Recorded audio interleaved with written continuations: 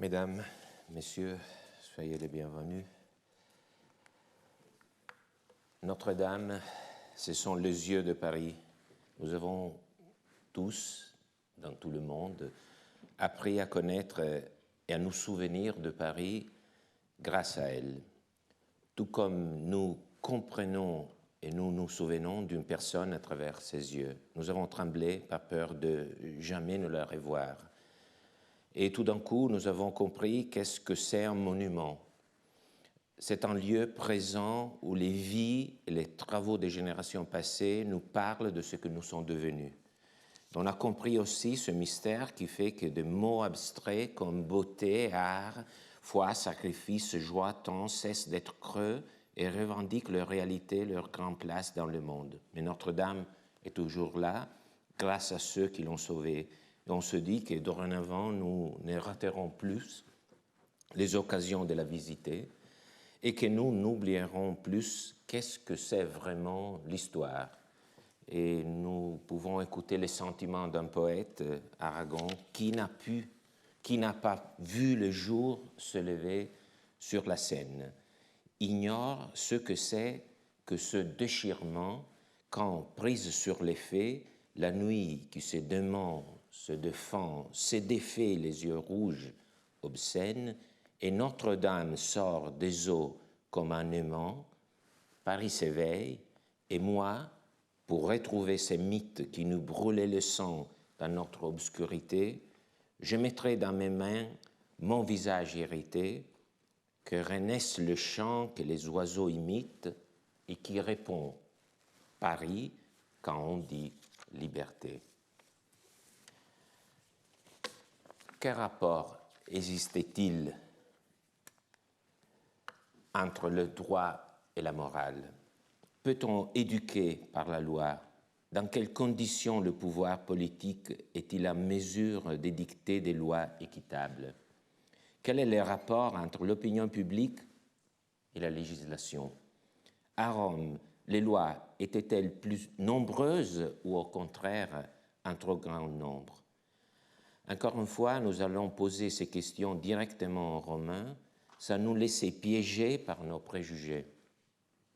Tout préjugé n'étant qu'une occasion ratée de nous renouveler. Aujourd'hui, notre guide sera Tacite.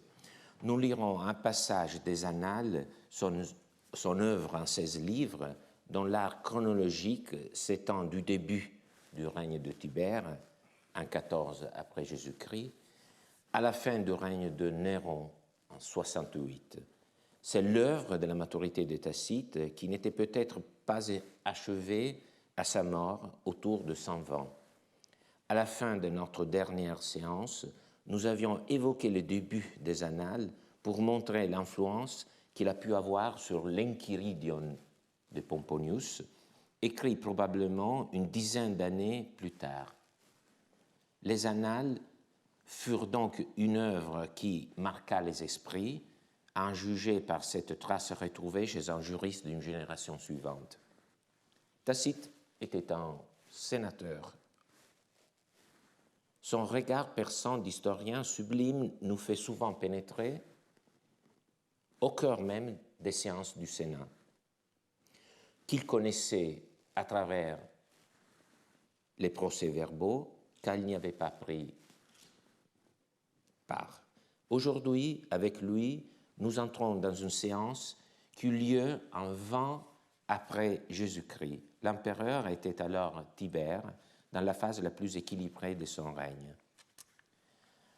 On mit ensuite en délibération au Sénat l'adoucissement de la loi Papia Poppaea qu'Auguste, déjà âgé, avait fait ajouter aux lois juliennes pour stimuler les peines relatives aux célibataires et accroître le trésor public. Cela ne faisait pourtant pas contracter plus de mariages, ni élever plus d'enfants. On gagnait trop à être sans enfants. En revanche, le nombre de gens en danger grossissait et, interprété par les délateurs, il n'était pas des maisons que la loi Papia Poppaea ne bouleversa, comme autrefois on souffrait à cause des vices, on souffrait maintenant des lois. Cette réflexion, dit Tacite, m'incite à remonter aux principes du droit et aux causes qui ont amené cette multitude de cette variété infinie des lois. La lex Papia Poppaea fut votée en 9 après Jésus-Christ. Mais il y a une longue histoire qui la précède. Elle renforçait les mesures déjà prises presque 30 ans auparavant par une loi qu'Auguste lui-même avait fait voter par l'Assemblée de la plèbe en vertu de sa puissance tribunicienne, la lex Iulia de Maritandis Ordinibus. Comme le dit son nom, la loi Iulia encourageait les citoyens au mariage et donc engendrait des enfants. Mais elle visait également à maintenir la distinction entre les différentes couches sociales, les ordines, dans lesquelles le peuple romain était ordonné. Elle visait en particulier à sauvegarder l'ordre des sénateurs, empêchant les mésalliances. Au fond, le premier but de cette loi était la conservation des patrimoines dans les couches sociales les plus élevées. La loi de 18 fut accompagnée d'une loi contre les adultères et elle avait été précédée d'un ou plusieurs senatus consultes. Et c'est à l'occasion de ces senatus consultes qu'Auguste, pour vaincre les oppositions et pour marquer la continuité entre la politique républicaine traditionnelle et la sienne, donna lecture du discours adressé aux citoyens en 131 avant Jésus-Christ, donc plus d'un siècle avant, par le censeur Quintus Caecilius Metellus Macedonicus, pour le convaincre de se marier et d'engendrer une postérité, un véritable usage juridique du passé. Après quelques années, constatant l'échec de la loi Iulia, Auguste entreprit de faire adopter une mesure plus contraignante. Mais les oppositions à ces mesures demeuraient acharnées. L'opinion publique s'était enflammée. C'est pourquoi Auguste avança avec précaution. D'abord, il présenta un projet de loi sous forme de mémoire, commentarius, publié par affichage le 28 juin 5 après Jésus-Christ, et donc destiné à susciter un débat, éventuellement un consensus. On le sait, on connaît ces commentarius grâce à une récente découverte épigraphique, une loi municipale gravée sur du bronze et publiée par Werner Eck en 2013, la loi du municipe de Treusmis, en Mésie inférieure, promulguée entre 177 et 180 après Jésus-Christ. Et vous pouvez voir, peut-être souligner en rouge, les mots qui font référence à ce commentarius qui a été après Propositus publié. Ce projet législatif, ce commentaire affiché en public, attendit 4 ans avant d'être enfin approuvé avec quelques modifications par la loi Papia Poppaea, qui prend son nom des consuls du 9 après Jésus-Christ qui l'ont proposé, bien sûr, sur l'intention et l'initiative d'Auguste. Et on comprend pourquoi tant de résistance. La loi Papia Poppaea ne faisait qu'endurcir la loi Iulia du 18. L'innovation principale était qu'elle frappait les époux sans enfants au même titre que les célibataires. Le nombre d'enfants prescrits par la loi variait selon des règles complexes, prenant en compte le sexe des parents, leur statut légal, la durée de vie des enfants les bénéfices accordés. Tout cela est fort bien expliqué par Philippe Moreau dans les notices du projet L'Éport, une recherche collective dirigée par Philippe Moreau et Jean-Louis Ferrari, qui porte sur la reconstitution des lois publiques romaines. Dans la plupart des cas, le nombre exigé était de 3 enfants. Quant à l'âge du mariage, et peut-être aussi des procréations, c'était probablement 25 ans pour les hommes et 20 ans pour les femmes. Les obligations de mariage et de procréation cessaient à 60 ans pour les hommes et à 50 ans pour les femmes. La loi prévoyait des récompenses, mais aussi des peines. Aux célibataires, la Lex Iulia interdisait de recevoir par testament héritage et legs. La Lex Papia Poppaea interdisait aux couples sans enfants de recevoir la moitié de l'héritage et des legs laissés en leur faveur. En l'absence d'autres successeurs incapacité de recevoir les biens laissés par testament, les biens devenus caducs appartenaient au trésor public, c'est-à-dire au peuple romain. En ce sens, la législation augustaine, comme l'observe Tacite, en plus d'inciter à la procréation, procurait aussi de nouvelles ressources fiscales. Tout citoyen pouvait légitimement revendiquer au trésor public le bien héréditaire resté caduc sans maître.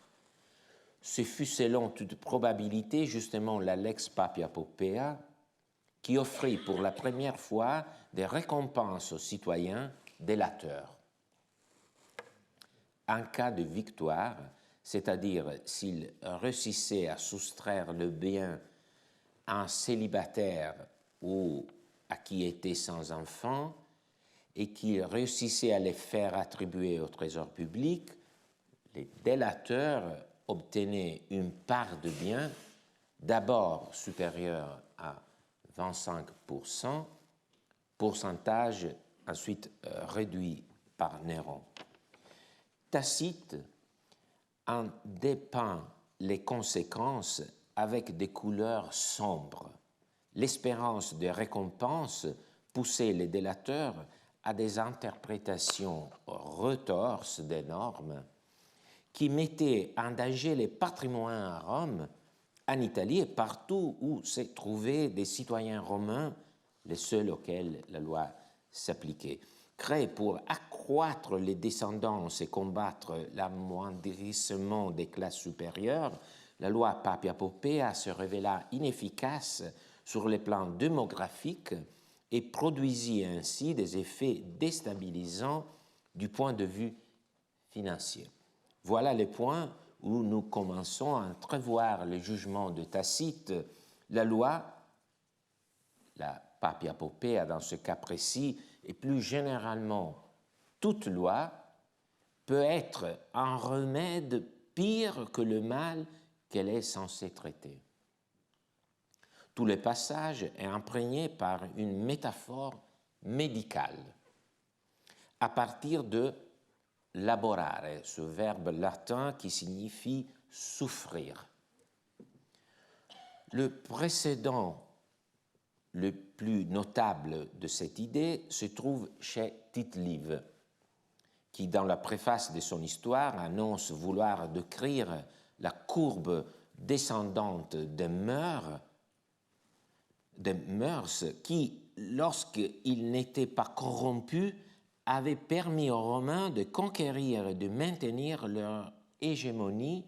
Ensuite, les mœurs précipitèrent leur chute jusqu'à ces derniers temps où les remèdes sont devenus aussi insupportables que les maux. Même en lisant le récit de Tacite, on est pris par cette idée de l'histoire romaine comme une pente qui entraîne les mœurs dans un glissement sans arrêt. Mais cette idée faisait partie, c'est très important, également du discours public. Ce n'est pas seulement une réflexion savante, elle fut utilisée par un senatus consulte inspiré par Auguste lui-même en 5 avant Jésus-Christ. Je vous montre seulement la référence, on ne va pas le lire, mais on trouve exactement la même idée. Donc, c'est une idée qui faisait déjà partie du discours public.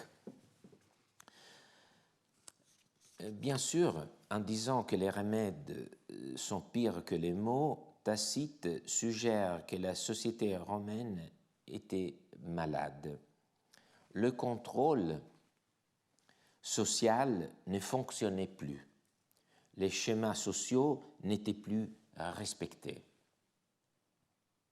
Nous savons que Tacite fait de l'histoire un drame psychologique et qu'il y déverse tout son moi.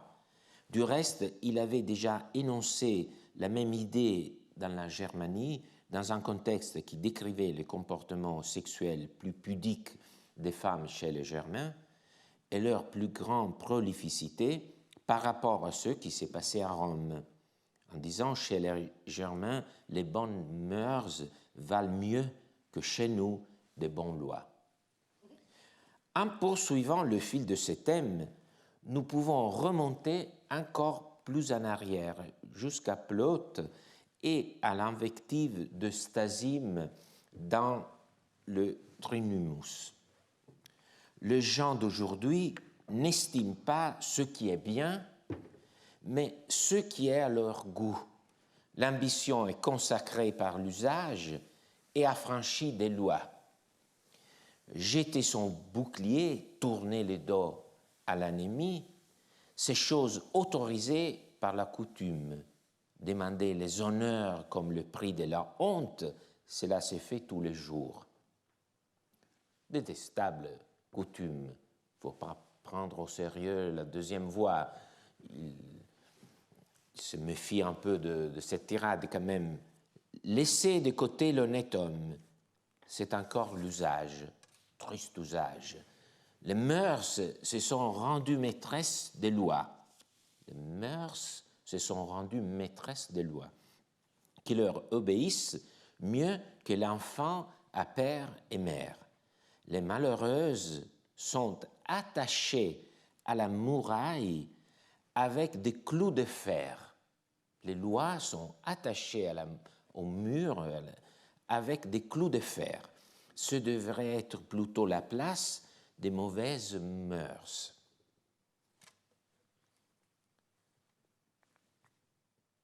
C'est l'image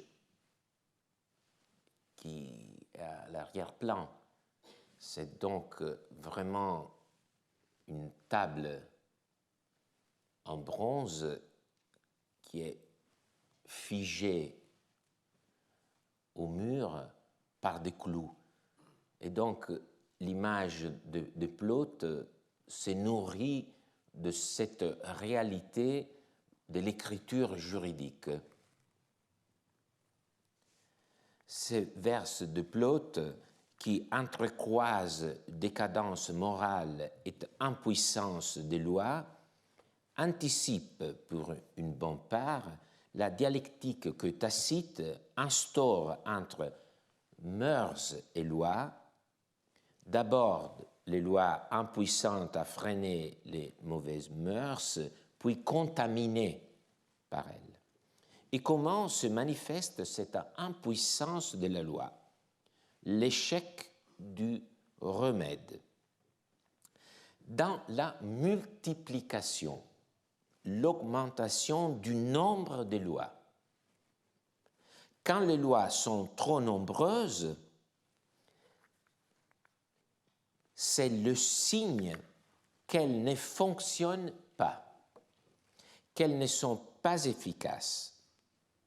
Dans les sociétés contemporaines, l'hypertrophie législative est bien connue, c'est presque un lieu commun. Mais c'est une surprise de l'entendre à propos de Rome. de nombreux historiens du droit, mes collègues, s'obstinent à penser, avec un romantisme naïf, que Rome fut une cité avec peu de lois, gouvernée seulement par la pensée raisonnable des juristes. Bien au contraire, nous dit Tacite, à Rome aussi, on souffrait de cette multiplication des lois. De nouveau, la métaphore médicale est significative. Tacite suit, y compris dans le lexique, l'évolution de la médecine décrite par Sénèque. Autrefois, dit Sénèque, la médecine consistait dans la connaissance de quelques plantes propres à étancher le sang, à cicatriser les blessures. Depuis, elle s'est insensiblement élevée à cette variété infinie de remèdes dont elle s'occupe aujourd'hui. La relation entre les deux textes, vous voyez aussi le parallélisme sémantique, lexical, met encore plus en lumière le lien métaphorique instauré par Tacite entre la maladie et les vices du corps social. Le corps social est malade. D'autant plus que la variété multiple dans laquelle, selon Sénèque, s'est ramifiée la médecine est la conséquence de cette même dégénérescence des mœurs à laquelle, selon Tacite, cherchait en vain à s'opposer la législation. Il n'est pas étonnant que la médecine eût moins à faire quand les corps étaient fermes et vigoureux, dit ailleurs Sénèque, quand la nourriture était simple et n'avait pas encore été corrompue par l'art et la délicatesse. En somme, ce fut l'art culinaire, les plats, qui produisent tant de maladies et qui, par conséquent, réclamèrent de remèdes plus sophistiqués. Mais comment en est-on arrivé là, se demande Tacite. Pour comprendre, il faut en revenir au commencement. L'histoire, encore une fois, explique. C'est pourquoi Tacite remonte au Principia Iuris, les principes dans le sens du commencement du droit, une expression déjà utilisée par Cicéron dans les traités sur les lois, De Legibus, et qui nous rappelle également la préface de Gaius. Le commencement est la partie la plus puissante. Les premiers hommes, encore exempts de passions malsaines, menaient une vie pure, innocente et libre, par là même de châtiments et des contraintes. Les récompenses non plus n'étaient pas nécessaires puisqu'on pratiquait la vertu par instinct. Et comme on ne désirait rien de contraire au bon ordre, rien n'était interdit par la crainte. Quand l'égalité disparut et qu'à la place de la modération de l'honneur régnèrent l'ambition, la violence, des tyrannies s'établirent. Et chez beaucoup de peuples, elles se sont perpétuées. D'autres, dès l'origine, ou après s'être lassés de la royauté, préférèrent des lois. Celles-ci furent simples d'abord, comme le remède de la médecine, furent simples d'abord, comme il convenait à des hommes d'esprit grossier. La renommée a célébré surtout celle que Minos donna aux Crétois, Lycurgue aux Spartiates et plus tard Solon aux Athéniens. Celles-ci sont déjà plus raffinée et plus nombreuse, celle de Solon. Chez nous, Romulus avait commandé selon son bon plaisir. Après lui, Numa assujettit le peuple aux freins de la religion des lois divines. Quelques principes furent trouvés par Tullius et par Ancus, mais le premier des noms législateurs fut Servius Tullius, aux institutions duquel les rois même devaient obéissance. Vous avez reconnu sans hésitation le point de départ.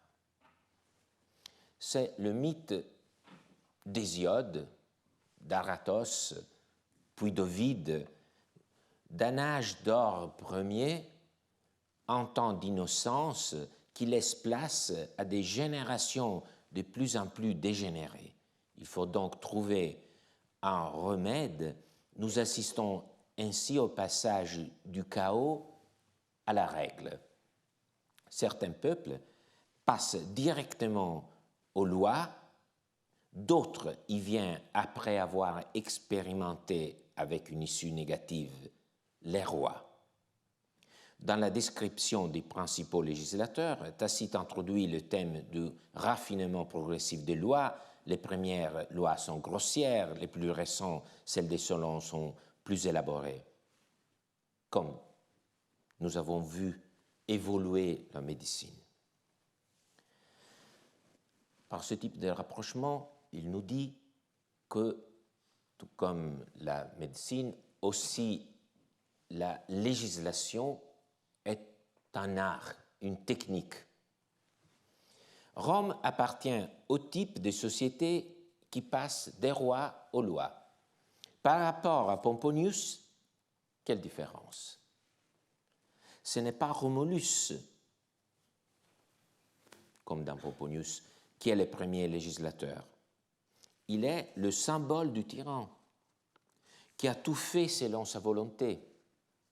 Selon Tacite, c'est en revanche Numa le premier roi législateur, au moins dans le domaine de la religion.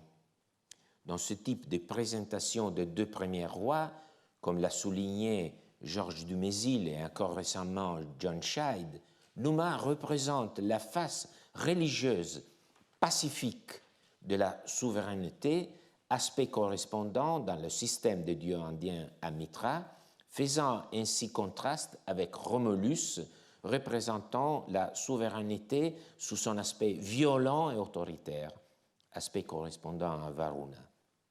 Après eux, dans le récit de Tacite, c'est à Servius Tullius que revient le rôle de véritable roi législateur dans le champ civil. Une fois qu'il a fait entrer Rome dans cette trajectoire générale de l'humanité, Tacite se lance alors dans une histoire plus précise de la législation romaine.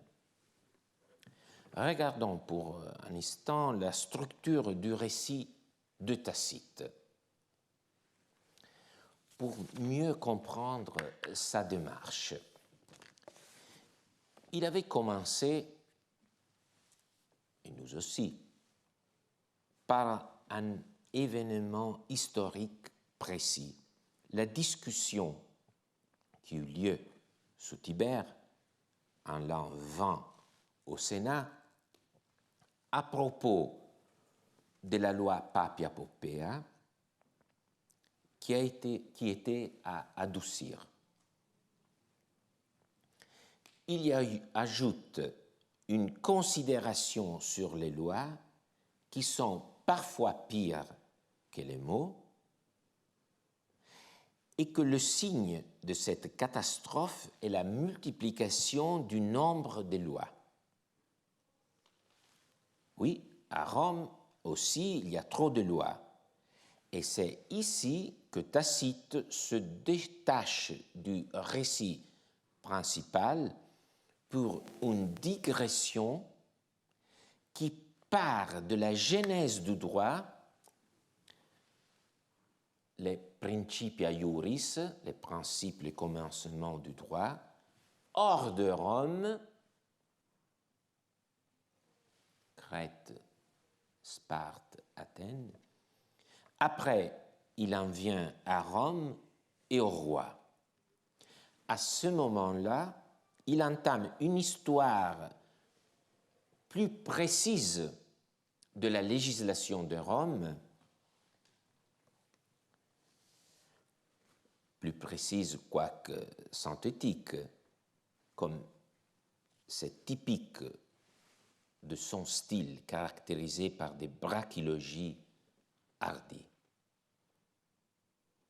Donc, je vous prie de considérer ce schéma pour nous orienter dans le raisonnement de Tacite.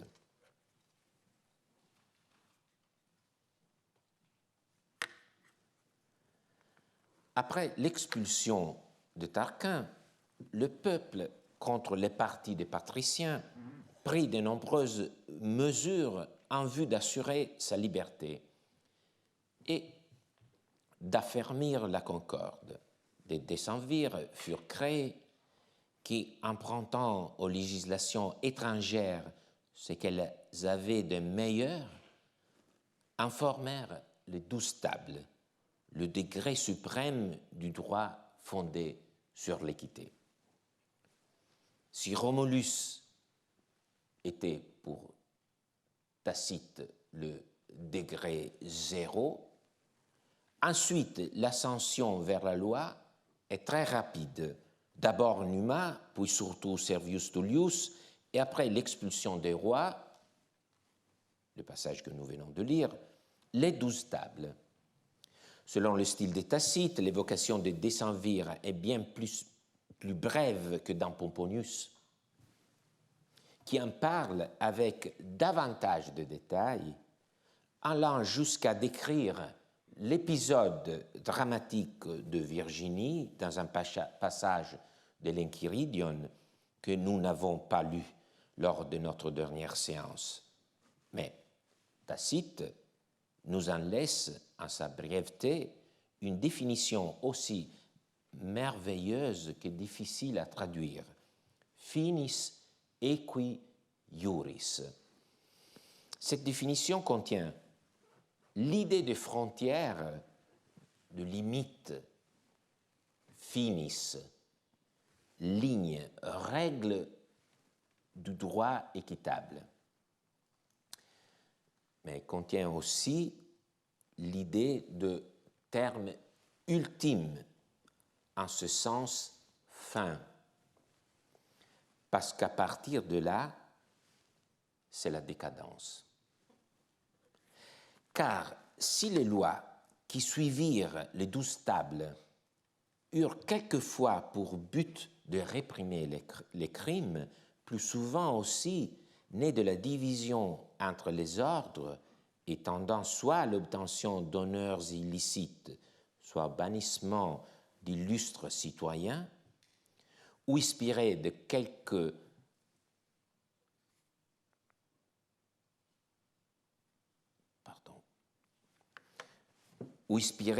motifs également condamnables, elles furent imposées par la violence.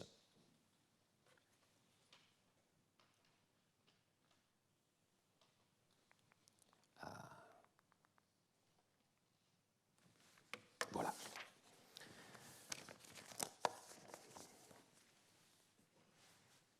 Le regard de Tacite se porte surtout sur la fin de la République,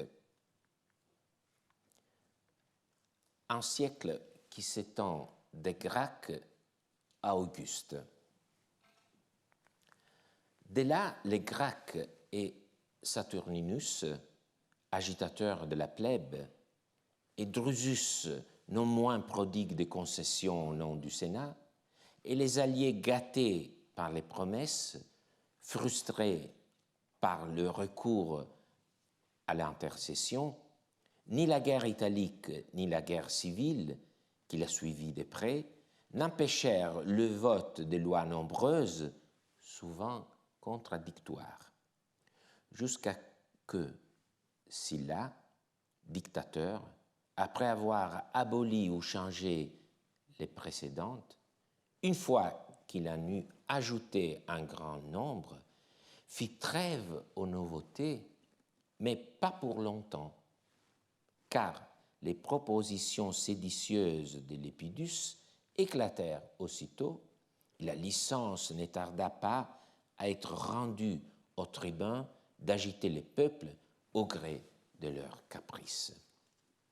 Cette esquisse correspond à une époque de lutte âpre entre les partis politiques, les factions. On abuse de la loi comme d'un instrument de combat politique. On ne regarde pas le bien commun, mais l'intérêt d'un parti. Arrêtons-nous à l'époque de Sylla. Sylla est vu comme une pause dans cette multiplication des lois iniques que chaque faction fait voter à son seul avantage. Pourquoi Sylla représente-t-il une pause? Parce que, pour un temps, Sylla a réussi à avoir une position forte de pouvoir et il n'a plus eu besoin d'utiliser la loi pour l'obtenir. Il sort vainqueur de la guerre civile et il obtient des pouvoirs constituant à vie. Il concentre entre ses mains la plénitude de l'autorité publique. Il restaure le pouvoir du Sénat romain, limitant le pouvoir des tribuns de la plèbe, vecteur de l'opposition populaire, sans pourtant que l'œuvre réformatrice qu'il entreprend n'ait des vocations tyranniques. Tacite nous révèle ici un thème crucial que d'habitude les commentateurs ne percevoient pas. C'est seulement quand le pouvoir politique est fort qu'il jouit d'assez de consensus qu'il peut émettre des lois équitables. Mais cette trêve dure peu, comme un pouvoir fort. Sylla abdique la dictature 6 mois plus tard, au milieu de l'année 81, après une législation de grande envergure, il se retire de la vie publique en 79 avant Jésus-Christ. C'est toujours la pente glissante qui prévaut, la course vers l'abîme.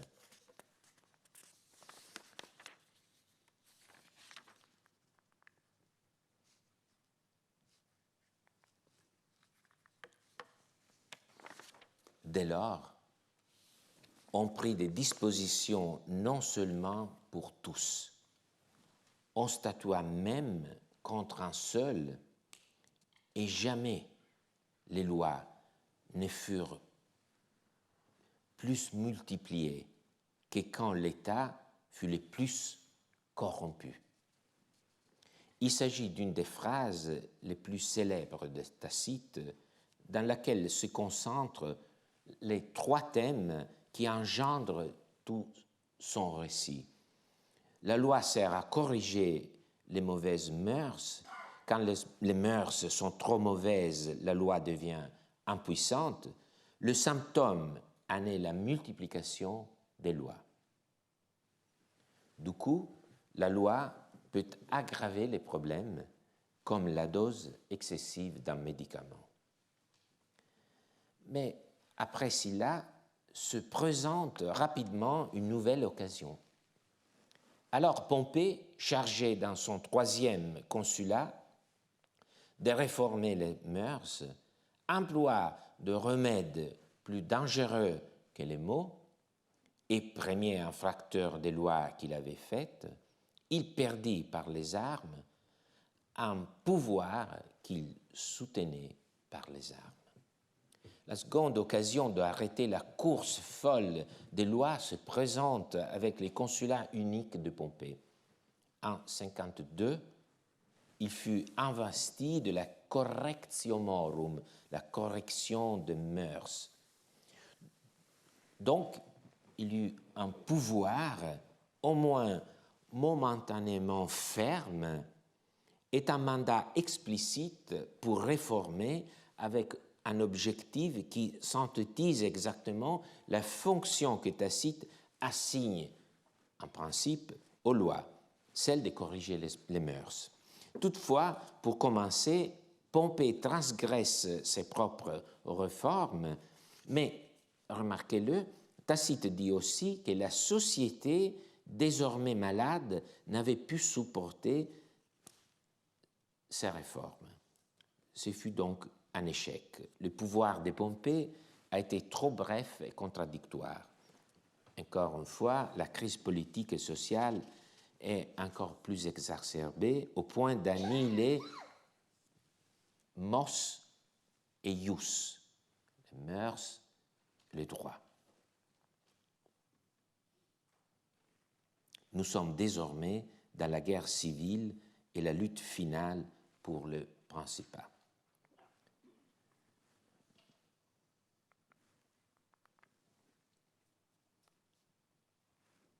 Puis succédèrent 20 années de discorde continue, sans coutume ni droit, les pires excès restaient impunis et trop souvent, la mort était le prix de la vertu. Cet état de désordre est symbolisé par le renversement entre le bien et le mal. Il s'agit, je pense que vous vous en souvenez, du même retournement que nous avons vu chez Plaute, selon lequel les bonnes lois étaient crucifiées au mur alors que les mauvaises mœurs accablaient impunément la cité. Donc c'est le même type de renversement.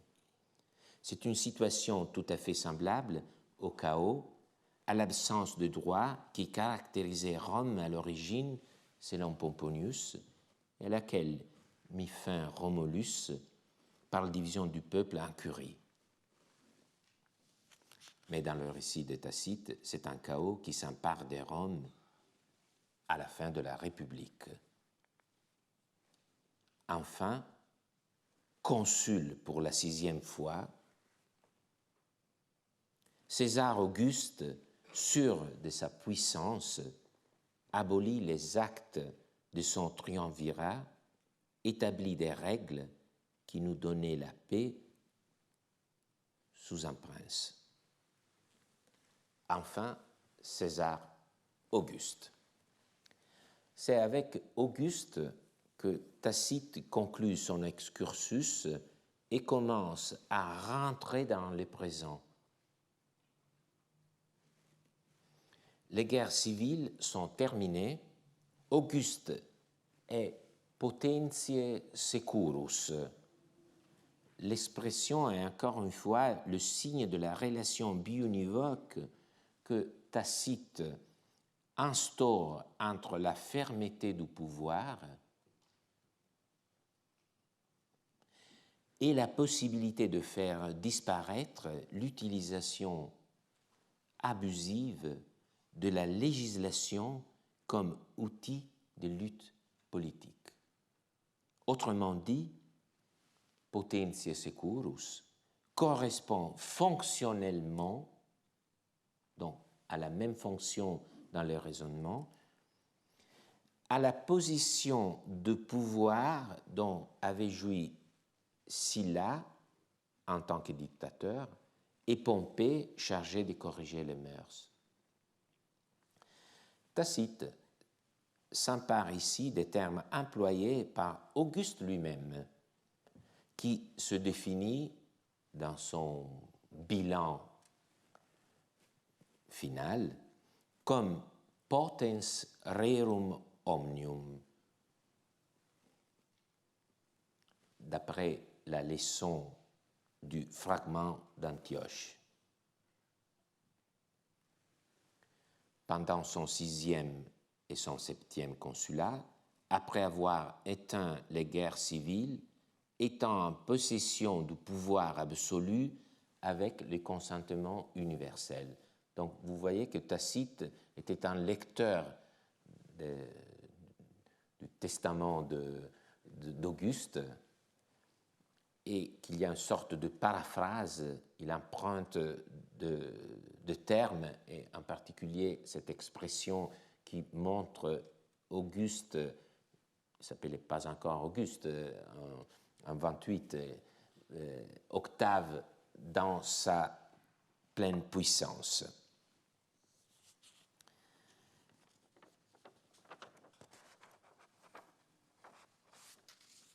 Tacite fait d'Auguste et de l'année 28 un véritable commencement, en soulignant que c'est cette année-là qu'il abrogea par un seul édit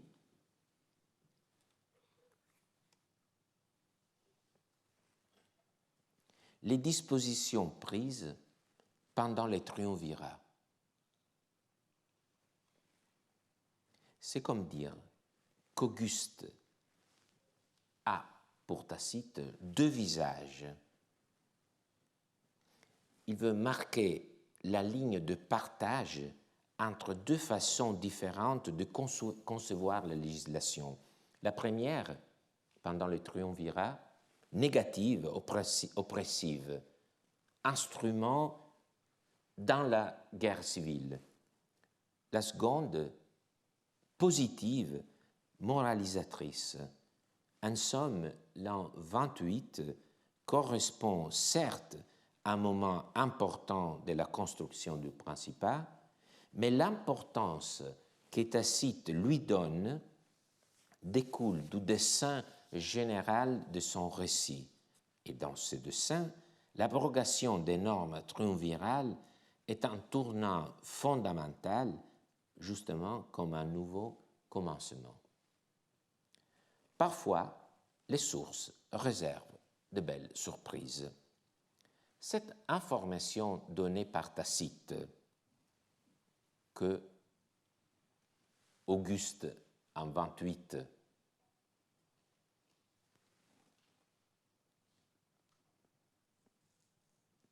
abolit les actes de son triumvirat, est récemment apparue sur une monnaie en aureus dont un premier exemplaire a été publié il y a 20 ans exactement et un deuxième en 2005. C'est un récit visuel.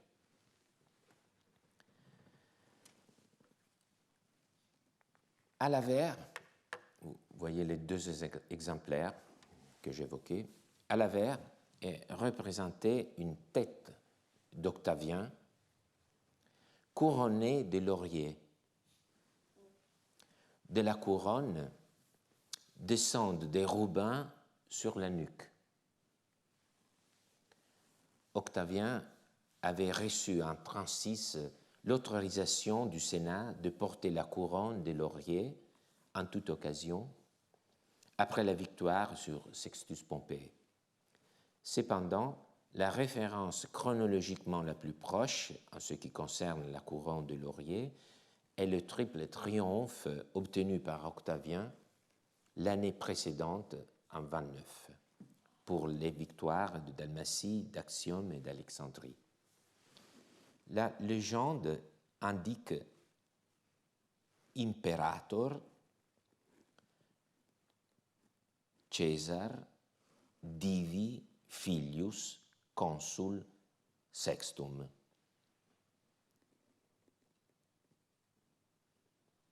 Imperator César, fils du divin César, consul pour la 6e fois. Le nom et les patronymes indiquent qu'Octavien descend en tant que fils adoptif de Jules César, lequel avait été divinisé en 42, et le prénom Imperator, c'est un prénom, ce n'est pas un titre, avait été conféré à Octavien en 29. Et le 6e consulat date précisément cette monnaie de l'année 28. Le revers représente l'effigie d'Octavien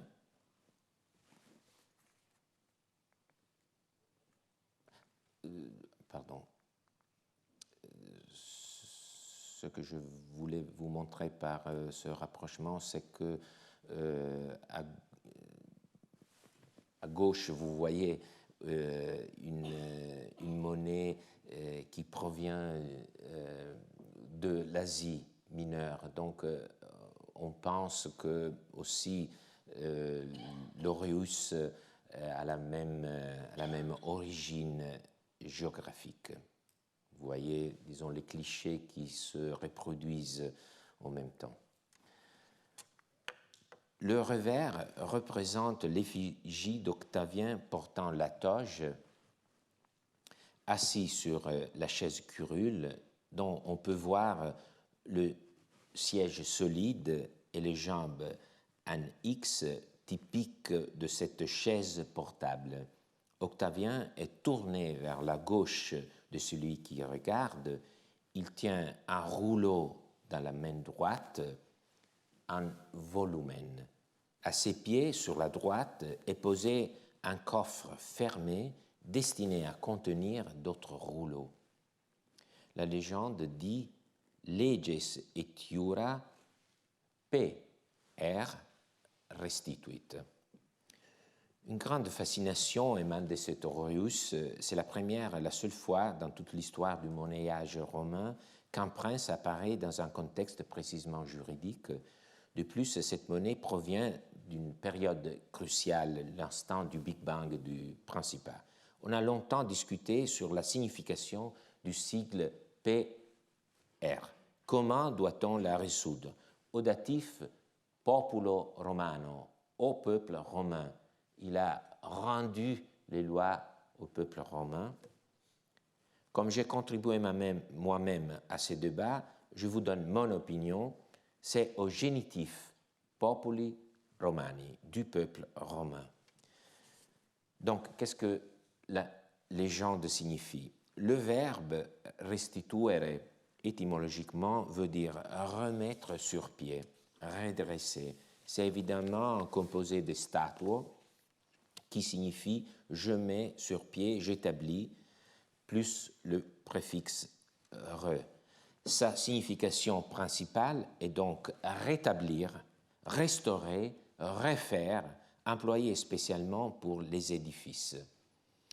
Quant à leges et iura, il s'agit d'un couple très diffusé à partir de Plaute pour indiquer les droits romains dans un sens objectif, les normes en vigueur à Rome, justement les droits du peuple romain. Au génitif. L'escrignum, l'écrin, en somme la boîte cylindrique qu'Octavien a près de la chaise, contenait les normes juridiques appliquées. Placé à côté de la chaise curule, cet écrin caractérise un magistrat en train d'appliquer le droit. Octavien montre l'édit qu'il abolit les dispositions contraires à la loi.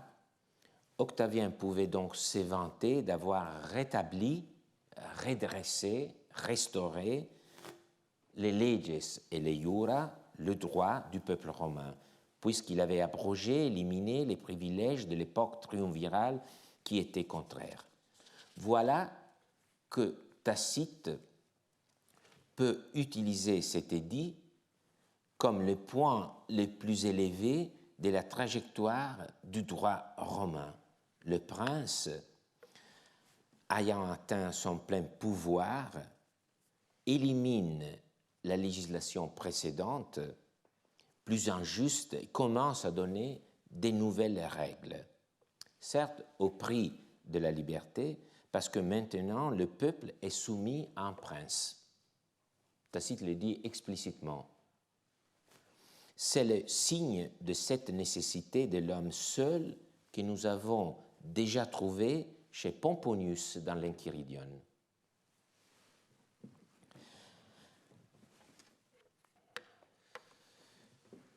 Il y a un problème avec le diaporama, donc il faut que je vous lise sans vous montrer le texte.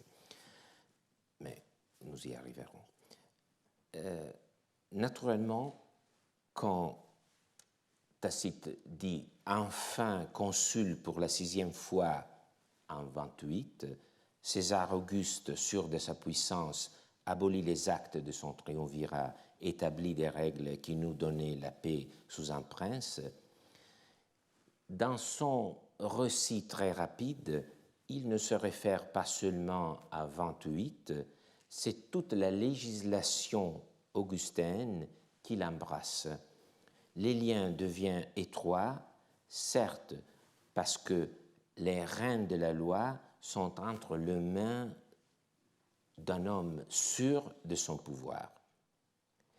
Et c'est justement avec les mots acriora vincula, c'est-à-dire avec de liens plus étroits, que la digression rétrospective sur les législations de temps mythique jusqu'à Auguste s'est conclue. Acriora vincula contient la morale de l'histoire. Les lois d'Auguste sont des liens qui domptent les mauvaises mœurs, étant pourtant trop étroits, ils commencent à serrer les corps civiques jusqu'à lui faire mal. Donc, regardons encore une fois le chemin du récit. Donc, nous voyons maintenant tous les développements. Le discours de Tacite est ainsi ramené exactement à ce point de départ,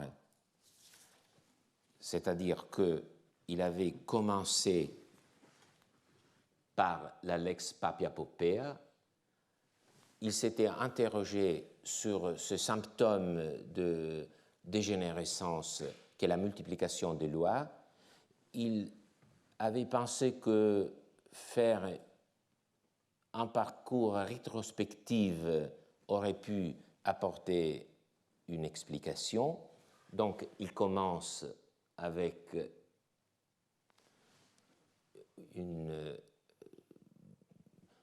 un commencement presque mythique, un sort d'âge d'or, après avec des législations historiques, plus ou moins. Il commence à parler de Rome, des rois. Après, il parvient à la loi des 12 tables, qui pour lui sont déjà le terme ultime du droit équitable. Il y a une pente qui n'est que l'utilisation de la loi à de fins politiques, avec des pauses qui sont manifestées par des personnages qui ont pour un moment eu une position de pouvoir assez ferme.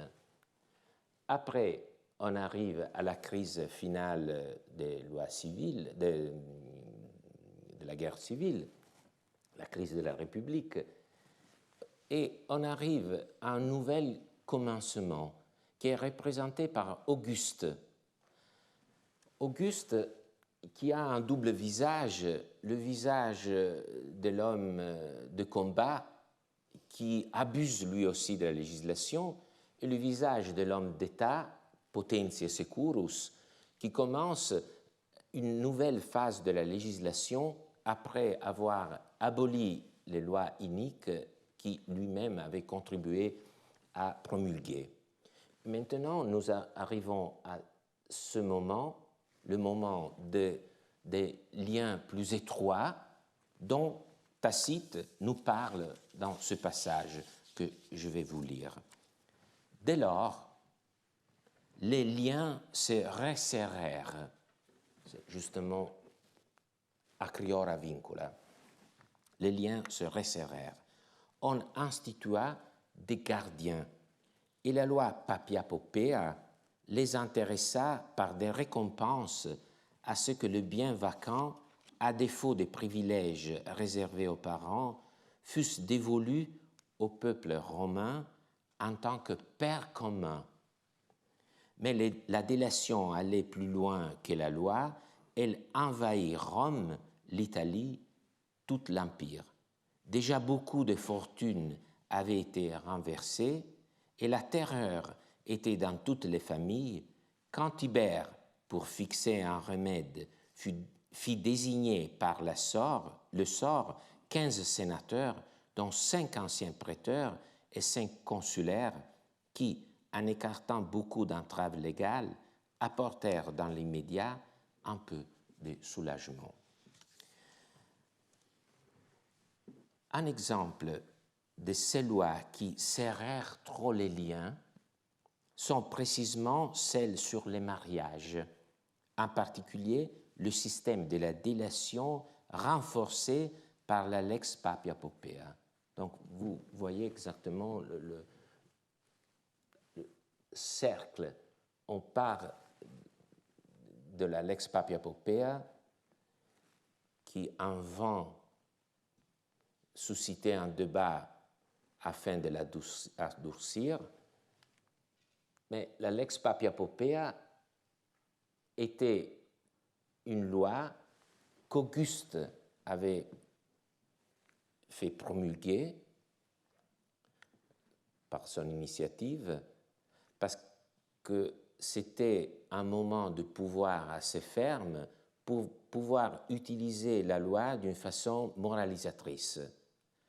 Mais quand le corps social est trop malade, les liens commencent à faire mal quand ils sont trop resserrés.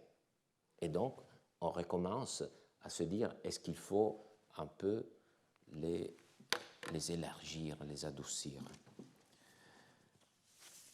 L'intervention consistait à nommer une commission du Sénat et le résultat fut un senatus consulte qui a un peu défait les nœuds de la loi. Vous voyez toujours ce langage métaphorique, les nœuds de la loi qui sont à résoudre, mais les nœuds, c'est la métaphore aussi des liens qui resserrent le corps social. À la fin, Tacite conclut son exposé en disant « Les mesures de Tibère apportèrent dans l'immédiat un peu de soulagement. » Apportèrent dans l'immédiat un peu de soulagement. Tacite écrivait, il ne faut pas l'oublier, il n'écrivait pas en vain, mais il écrivait un siècle après. Il savait que durant ce siècle, la législation matrimoniale, à cause des délateurs précisément, avait continué à déstabiliser la société. C'est pour cela que le final de son récit laisse implicite la vraie conclusion politique, à savoir que seule une réforme des mœurs dont le prince est le promoteur garantit un changement véritable, un thème qu'il développera plus loin dans les annales, dans une digression sur les lois contre le luxe. Les lois contre le luxe, elles aussi furent inefficaces. Et ce qui finit par y mettre un frein à ce type de débordement, ce fut plus tard l'effacement des stratégies aristocratiques de distinction devenues risquées dans le nouveau climat de la fin du Ier siècle et l'intégration dans l'ordre sénatorial d'hommes provenant non seulement de municipes et des colonies italiennes, mais aussi des provinces avec des mœurs plus authentiques et moins dispendieux. Mais ce fut surtout Vespasien, avec sa parcimonie digne de la tradition romaine la plus antique, qui, selon Tacite, fixa par son exemple une stricte limite au luxe. C'est l'exemple du prince. Ce que Auguste ne sut pas susciter en termes de mœurs sexuelles, mais aussi de luxe, était justement ce désir d'imiter le prince, qui a plus de force, dit Tacite, que les châtiments et la crainte des lois. Un désir, un amour, dit Tacite, qui fut en revanche suscité par la parcimonie de Vespasien. Du reste, comme le rapport Dion Cassius, durant un débat au Sénat concernant les nouvelles normes sur les mœurs des femmes et des jeunes en 18, Auguste fut la cible de remarques ironiques concernant ses rapports intimes avec de nombreuses femmes, auxquelles il répondit, dit l'historien, sans se préoccuper le moins du monde qu'il ne rendait pas crédibles ses propos par ses actes. Une prise de position, celle de Tacite, d'autant plus forte qu'elle pouvait être interprétée comme un contrepoint à l'orgueil célèbre d'Auguste d'avoir fait revivre avec ses lois les mœurs traditionnelles alors en voie de disparition, mais aussi d'avoir laissé lui-même de multiples exemples à imiter. C'est le fameux propos qu'il nous laisse dans son bilan au chapitre 8 des Res Gestae, où il parle vraiment de lois nouvelles avec lesquelles il a su réanimer des mœurs qui avaient la tendance à disparaître de sa génération et qu'il avait également laissé lui-même des exemples à suivre. Ce n'est pas l'opinion de Tacite. Le renversement de perspective ne pourrait être plus clair.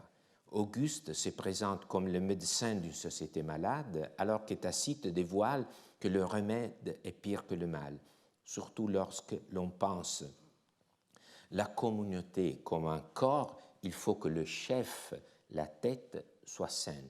Et c'est précisément cela, semble dire Tacite, qu'Auguste n'a pas réussi. Encore une fois, nous avons vu combien le passé est important pour expliquer le présent, mais aussi combien la rétrospection est influencée par une idéologie et qu'il faut donc lire ces récits comme document d'une mentalité. Je devrais peut-être maintenant faire un parallèle entre Tacite et Pomponius.